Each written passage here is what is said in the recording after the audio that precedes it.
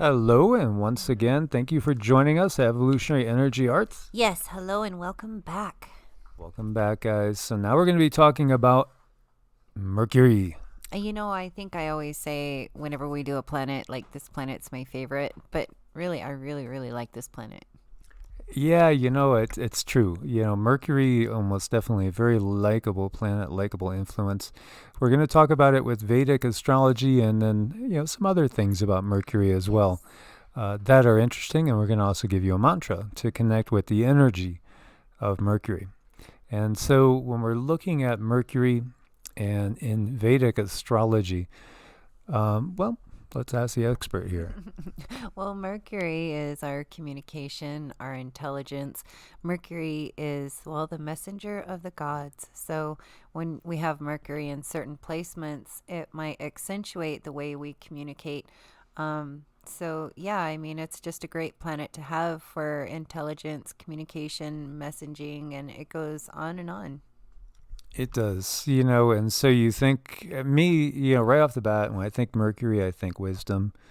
Yes. I think communication, like you said. I think, um, yeah, communication of wisdom. Really, those two things come right across. And then, of course, that gets you, thinking about some of the great minds and some of the great minds of mythology as well. I bet you they had pretty cool Mercury placements. I'm sure. So, Mercury is adored for bestowment of blessings of good education, business, sharp intellect, and pleasing appearance, and is also to keep off from heat induced ailments, general debility, and depressions. So it does have effects on the health as well Oh, in a definitely. positive manner. It's also partly your nervous system too. Yes, and yeah, it does govern our skin and our nerves. Absolutely, yep. Very much. So the planet also monitors the family affairs and life. It's related to peace of mind, earnings, intellect, education, and business, if it is favorable. Now, Mercury in Vedic astrology is known as Buddha. Mm.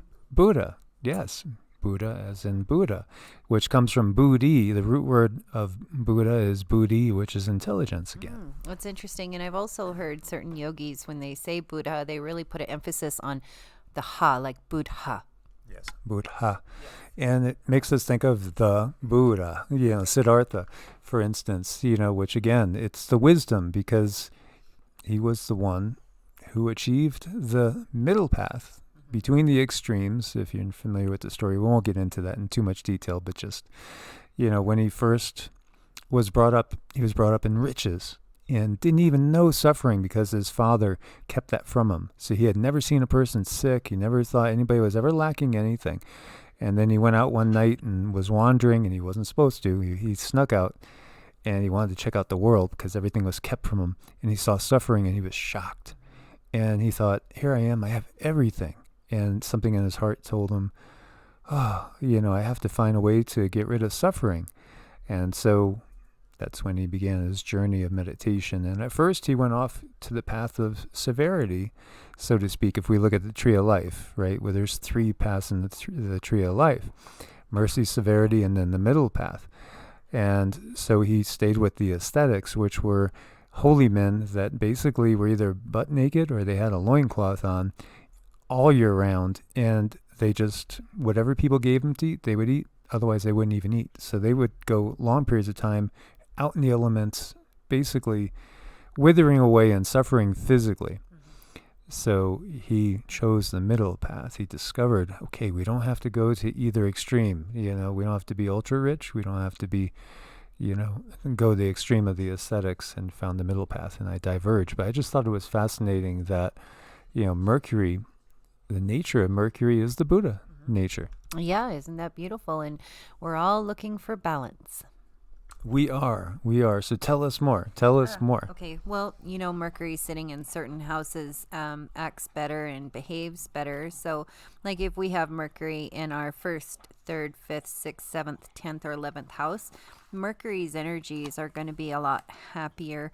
And some houses that Mercury doesn't feel so comfortable in and might give a little bit malefic effects is the second, fourth, 8th, ninth, and 12th house. And then also signs that Mercury is really happy in is Virgo and Gemini. Mercury is really, really happy there and gives good information.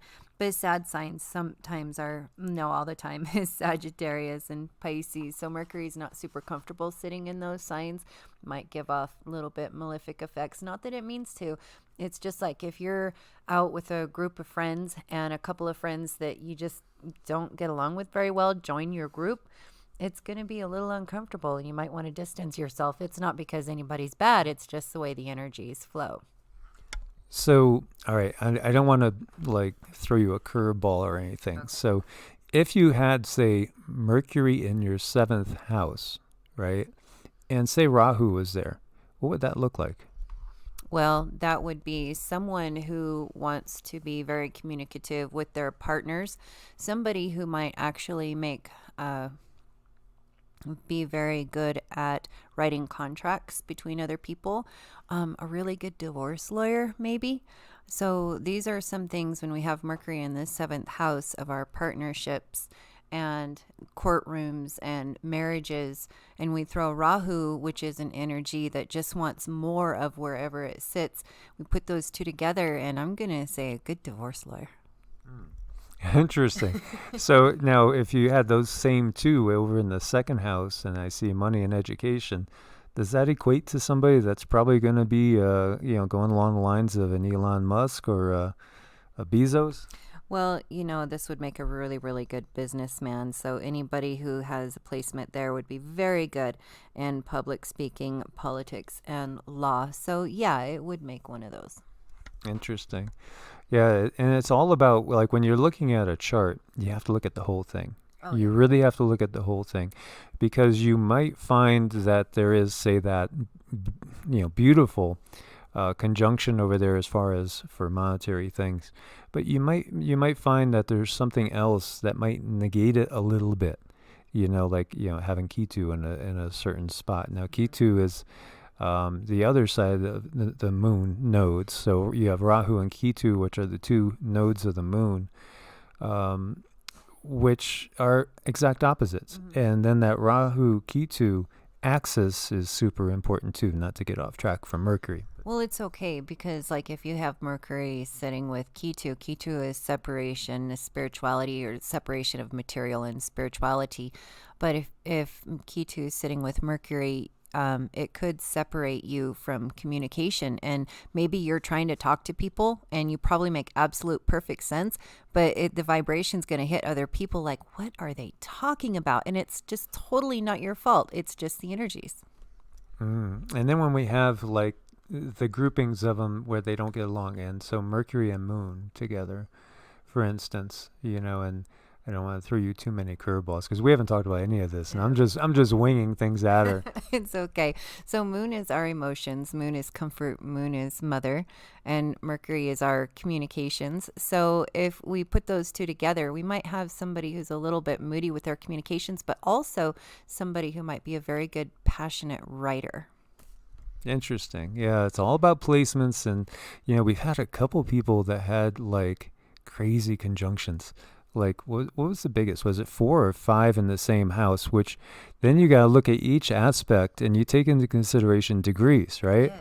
Yes, you have to look at the degrees. So just because you have 2 or 3 planets in a house, you can translate that, but what you have to do is look at the degrees, and the planet holding the lowest degree is the planet that's going to basically sit in the seat of rulership of that house. And I don't even know where my Mercury is. I forget. I don't know if you remember where mine is. I do. Actually, your Mercury sits with Venus in the 7th house. Okay, so it's with Venus in the 7th house, which gives me... It makes you a very good communicator of people. Well, thank you. Well, you're welcome. Well, I know it's associated too with Gemini and Virgo. And so, like, for me, I'm actually a double Gemini. My sun and my moon are both Gemini. Yeah, so communication for you, you're going to be very good at communication. You're like a megaphone. So naturally, you fit in this position with YouTube. It just comes naturally to you. It's nothing you train for. You just pick up the microphone, find information, and you throw it together, and that's that. It's interesting. So one of the things that, I just wanted to reiterate is the way we could look at the chart is it gives us a huge clue as to what we were going to do when we decided to come into this incarnation. Because, it could be that during the course of time, we think we want to do something, but we're not really sure, or maybe we're just totally lost. We have no clue what we want to do in life, as was the case with me. For like 40 something years, I had no clue what I really wanted to do. I worked to pay the bills. And then I had my hobbies, which were the things I was passionate about, like gaining knowledge. I was always just consumed with gaining knowledge, learning more, figuring out everything, all the mysteries. And, then I found out like the conjunction that I have that feeds that, where my Rahu is. Oh my gosh, you're really lucky where you have the Rahu and Jupiter placement, because Rahu can be a very malefic planet and take on the energy of whatever planet it sits with and make it a malefic issue. But luckily for you, it's sitting with Jupiter in the 5th house of ancient knowledge. So ancient knowledge and ancient texts, scripts, ancient writings, but not just ancient writings, but to memorize ancient writings. And that's what you love to do. You memorize this stuff. So, in other words, when we look at our chart, we get a glimpse of what we had decided our life was going to be about. That's really what it's telling us. This is what, we had decided as far as our essence, our spirit, our soul, had decided we needed to work on, and this is the job we came in to do. So you could look at your chart and you might be disappointed to find something like, Ketu around perhaps the 7th house. Yeah. Where, maybe it's going to be a rough go with partners, and that type of thing where you really want to, find somebody, settle down, get married, have kids. But then you find Ketu's there, and then you're like, wow, well, no wonder I keep having problems in relationship for one reason or another. But it could also point you in the direction where, okay, well, maybe that shouldn't be my focus. Maybe my focus should be something else. And it might be helping others. It might be medicine. It might be teaching. It could be a lot of different things. Right. Well, in your case, when Jupiter is sitting with Rahu, Jupiter actually controls Rahu. So there's always going to be something in your life that kind of keeps you on board, doing what you're supposed to be doing. And then, if you do have a Ketu in the 7th house, that does make it very difficult for people to have partners. A Ketu is also your past life. What did you do before? So if you have Ketu there, you've already mastered partnerships. You've mastered relationships. So you're not going to do that again. So it kind of makes it not so easy for you to try to redo the same thing. Yeah, because we could have tendencies on a soul level to want to like redo the same thing over and over, but it's all about growth, and it's all about the greater purpose as well. So pretty fascinating stuff, really, really fascinating. And this is a mantra for invoking Mercury into your life. If you want to increase your communication ability, your knowledge, your wisdom, Om Aim Boom Budhaya Namaha. And there's other ones too. I'm going to give you guys a couple links so you could pick and see.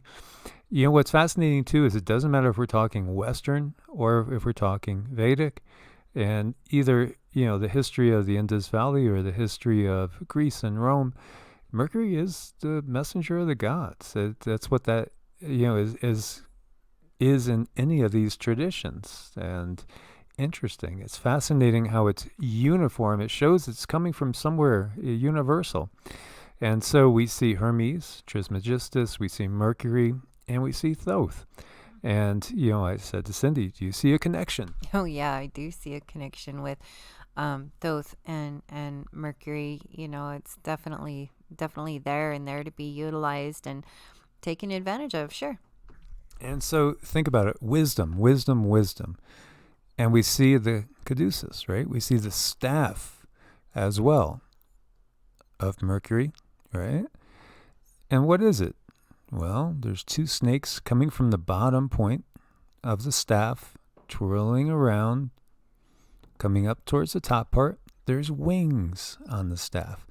And we have a head, or maybe that's a crown chakra. So what is it really talking about? It's talking about activating the Kundalini. When the Kundalini is activated, then true wisdom is gained.